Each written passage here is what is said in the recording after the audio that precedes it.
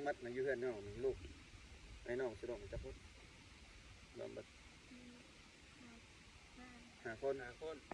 เจ็ดกับพ่อแม่7 8น้องเป็นลูกสาวหลาบ่8กับหลาน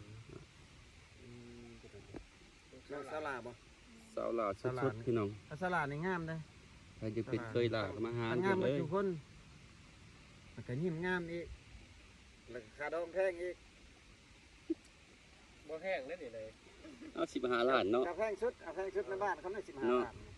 แพงสุดในหมู่บ้านของเขาเจ้าเด้นี่คันได้น้องเลยประมาณ10 ล้านว่าจังแม่นพี่น้องปานมานี่น้องเคยล้มผู้บ่าวจักคนบ่เคยล้มจักเทื่อครับยังบ่เคยมีแฟนเลยแต่ว่าเจ็บไม่จำคิดว่าเคยมีล่ะตั้งซื่อๆใครตั้งให้หนูเลยตั้งให้เจ็บแล้วบ่จำพี่น้องน้องน้องมอมนั่นเจ็บยังเจ็บแล้วจำบ่เจ็บแล้วจำเจ็บแล้วไงบ่ผู้เอ้ยเจ็บแล้วไงคนนี้เจ็บแล้วไงเจ็บแล้วไม่จำเจ็บไม่จำเนาะทำต่อทุกอย่างน้องเอ้ยชื่อเฟซน้องบ่เป็นธรรมดาพอน้องอยากถามเลยว่าคันว่าน้องอยากได้ผัวนี่น้องจะได้ผัวทั้งในหมู่บ้านน้องบ่เลยอยากได้ผัวทั้งบ้านอื่น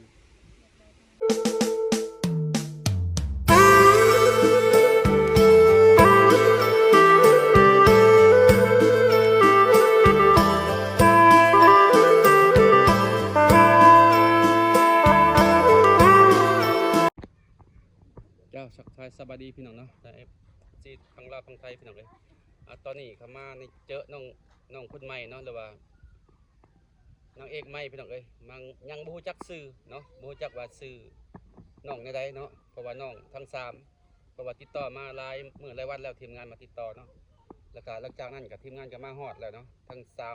3ผู้ไทยและบ่าวเทนมาและบ่าวไก่เนาะมาครบทีมพี่น้องเลยเดี๋ยวสิมาล่มกันก็สิมาหาน้องอยู่เงินอยู่ซ่านนะพี่น้องเนาะก็สิได้มาเห็นน้องมีเวลามาอยู่นำครับพอแห้งพี่น้องซื้อขนมเหลือแต่น้อง2 คนพี่น้องฉะนั้น2 คนนี่ผู้ใดเป็นเอื้อยผู้ใดเป็นน้องผู้ได้เกิดก่อนกันผู้ใดเป็นเอื้อยเนาะจะเป็นเกิดก่อนแสดงผู้นี้น้องหลาเนาะ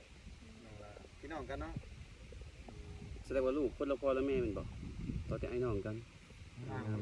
อย่างนี้เน้นเสือเยอะเกินเสือสีไทยเน้นน้องลิงพี่น้องเลยแต่การพวกเราอยู่มาเขาอยู่จะอะไรมาหูนะตัวร้ายแบบเขาเจ้าเดาแบบต้วงใช่เลยครับเพื่อเอาแล้วพี่น้องแบบผู้นี้เกิดปีทางไทยอยู่หันอยู่นี่ปีทางไทยเนาะคือมาอยู่ตลาดคืออยู่ผมใหม่ละบังห่อนมาอยู่เฮือน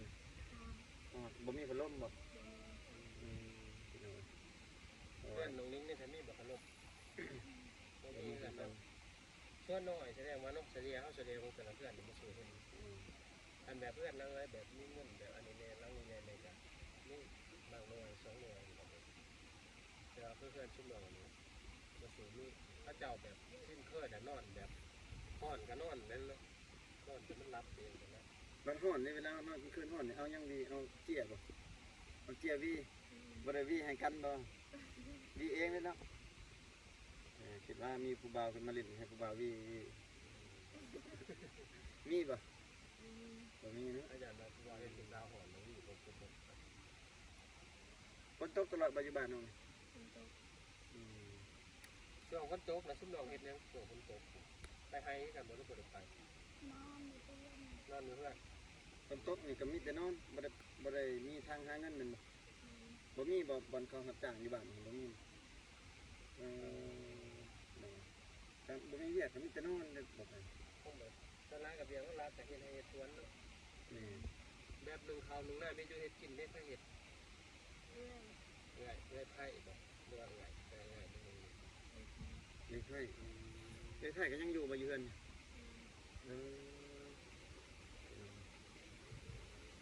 เป็นครอบครัวที่เพื่อนลังน้อยๆแต่ว่าอยู่หลายคนข้างล่างมันก็แม่นเพื่อนแต่ว่าเป็นลังน้อยๆทั้งเบิ่งอยู่นี่คือว่าใหญ่เพิ่นเบิ่งน้อยๆคือเพื่อนน้องลิงได้สันนี่บ่เอ่ยไผ่เลย บ่ยังบ่มีคนแต่งงานเนาะตัดสินแต่งกันน้องแล้วติดคนสนิท มักผู้บ่าวมักอยู่เนาะแต่ว่ายังบ่มีคนล้มเนาะน้องจะมักอยู่บ่มักอยู่เนาะ ยังหาบ่เห็นอยู่ ส บ่ เปคน้องมันได้สเปค บ่ติบ่ บ่น้อง เข้าว่า อยากถามสเปคน้องแบบผู้บ่าวนะมักแบบนั้น น้อยๆบ่ใหญ่ๆบ่ แบบได้ก็ได้ผู้เฒ่าก็ได้บ่ฮะผู้เฒ่าประมาณ40-50 ปีนี่ได้บ่เขายังมีแข็งๆอยู่แบบนี้แบบ การเฮ็ด เฮ็ด เวีย เวีย ก กเฮ็ด งาง าน นเนี่ยเอาได้บ่บ่ได้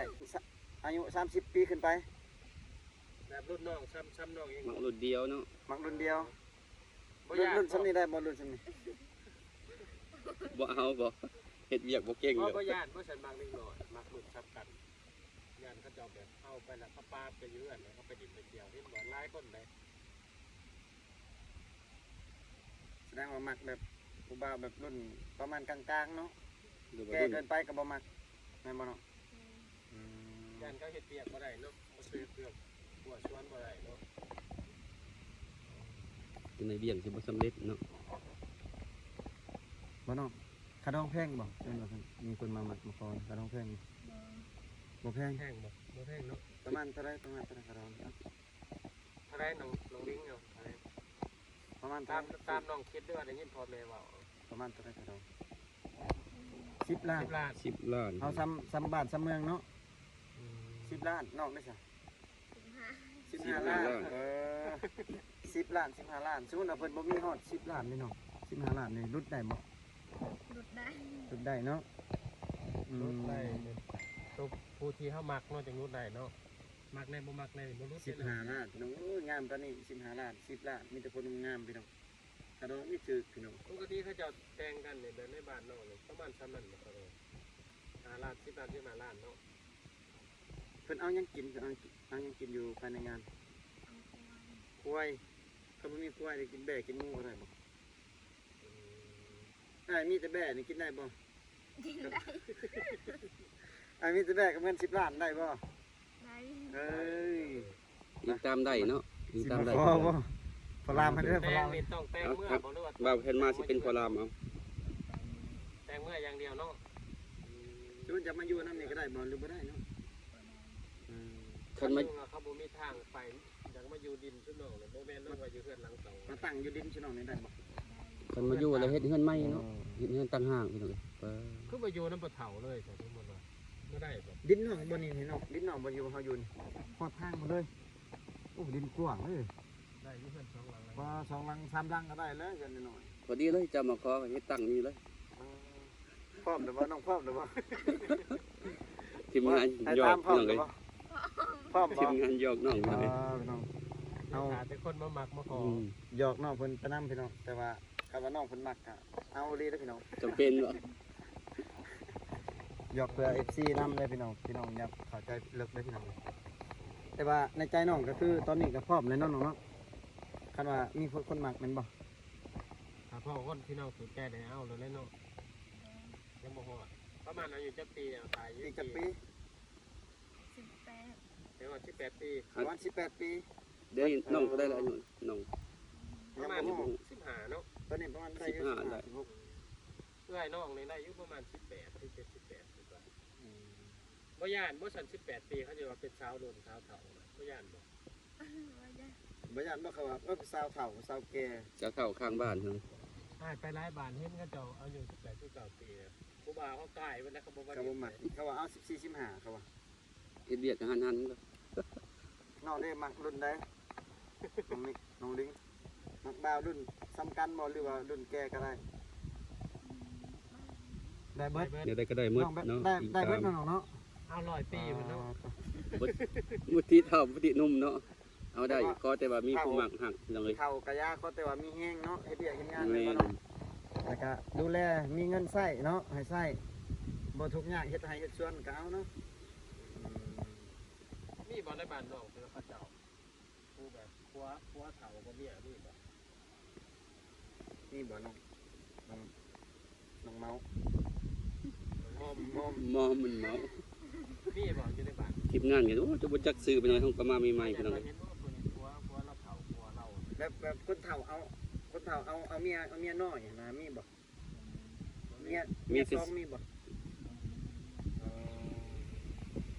ผัวซองมีบ่ บ่มี ผัวซองก็ให้บ่มีเนาะ ช่วงอยากได้ผัวหนึ่งหรือผัวสอง อยากได้คน จะได้ผัวหนึ่งคนเนาะ เดียวเนาะ เอ้าสองคนเรียกกลุ่มได้เขาเบิ่งแย่จัง แต่เขาก็ซอยกันเฮ็ดเวียกนี่เถอะ กันเอาซองอย่าเขาเจ้าตีกันเนาะเขาตีกันเวลาเฮ็ดเวียกงานนั่นแหละ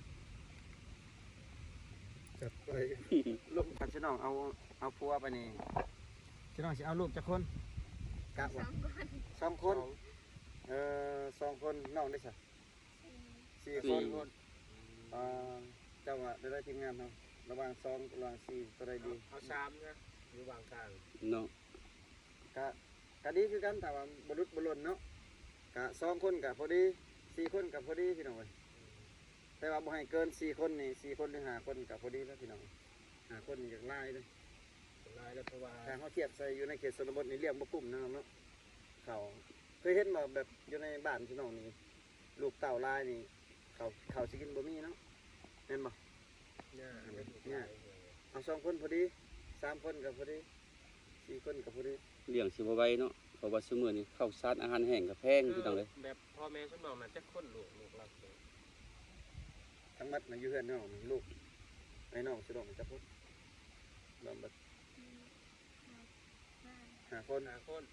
เจ็ดกับพ่อแม่ แปด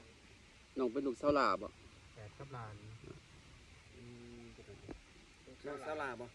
สาวหลาสุดๆพี่น้อง ถ้าสลานี่งามเด้ ใครจะเป็นเคยหลาก็มาหา มัน เพิ่ งาม น มา เลย ทุกคนมันก็ยิ้มงามอีกแล้วก็ค่าดองแพงอีก บ่แห้งเลยนี่เลย เอา15ล้านเนาะ เอาแพงสุดเอาแพงสุดในบ้านเขาไม่15 ล้านแพงสุดในหมู่บ้านของเขาเจ้าเด้นี่ คันเนื้อไอ้น้องเลยประมาณ10 ล้านเหมือนกัน แม่น พี่น้องปานมานี่น้องเคยล้มผู้บ่าวจักคนเหรอบ่เคยล้มจักเทื่อครับ ยังบ่เคยมีแฟนเลย ใช่ว่าเจ็บไม่จำคิดว่าเคยมีเหรอ ซื่อ ตั้งซื่อๆใครตั้งให้หนู ๆ เคยตั้งให้ เจ็บแล้วบ่จำพี่น้อง น้อง จำได้ น้องมอมน่ะเจ็บยังเจ็บแล้วจำบ่ เจ็บแล้วจำ เจ็บแล้วไง บ่ ผู้เอ้ยเจ็บแล้วไงคนนี้ เจ็บ เจ็บ แล้วไง เจ็บแล้วไม่จำ เจ็บไม่จำอ่ะเนาะ ทำต่อทุกอย่างเลยน้องเอ้ย ซื้อเพชรน้องบ่แม่นธรรมดา ว่าอกหักเลยพี่น้องเอ้ย พอน้องอยากถามเลยว่าคันว่าน้องอยากได้ผัวนี่น้องจะได้ผัวทั้งในหมู่บ้านน้องบ่เลยอยากได้ผัวทั้งบ้านอื่น อยากได้ทั้งบ้านเลย เด้อทั้งบ้านอื่น อยู่ในเมืองเฮานี่บ่หรือเมืองอื่น เมืองนอกนี่บ่ได้เอาเมือง เมืองนอก อย่าเอาเมืองนอกนี่ ก็ เนาะ แต่ไปต่างบ้านเนาะ อย่าเอาคนละต่างบ้านคันเอาอยู่บ้านเองนี่บ่อยากคักบ่ได้เนาะ คือบ่ในบ้านบ่มีผู้บ่าวบ่ เออ ส่วนหลายมีแต่ผู้สาว กับผู้บ่าวอยู่บ้านเองนี่เห็นหน้ากันตลอดแม่นบ่เออ บ่อีกอย่างนี่ในบ้านผู้ไทยแต่อย่างเอาอยู่บ้านเองนี่บางเทื่อผิดกันปุ๊บเมื่อเฮือนไว้แต่ว่าเอาบ้านเองใครๆแน่ แม่นบ่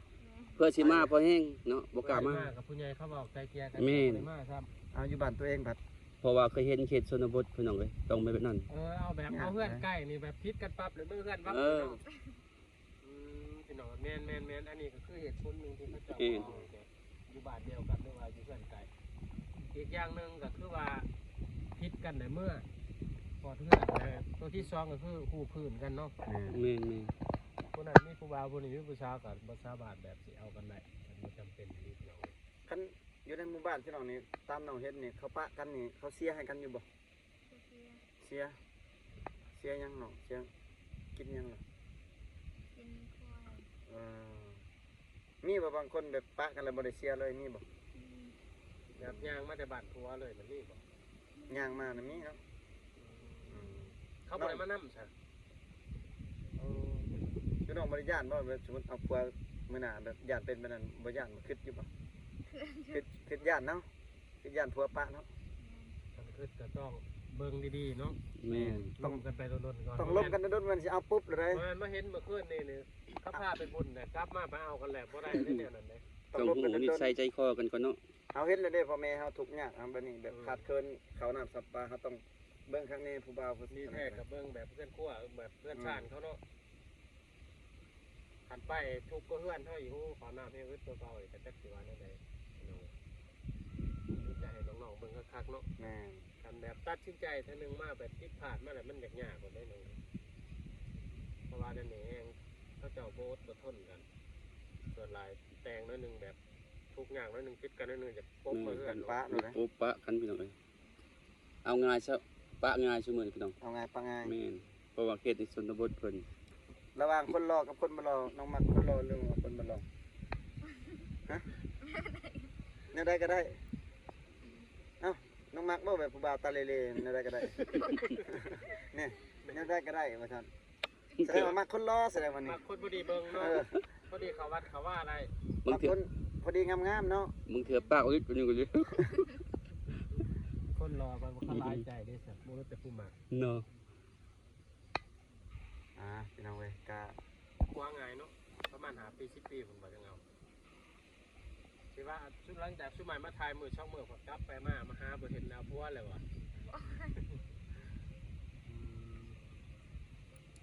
พี่น้องเว้ยคลิปนี้ก็สิได้ คงตลอดนี้ หลังจากได้มาล่มน้ำหนองมานั่งดินน้ำหนองอยู่กลางเดินทีมงานกับเพิ่งเติบเลยพี่น้องเอ้ยสิได้เว้าว่ากับน้องนะจบ ได้ คลิป บ่ นี้ นี้มานั่ง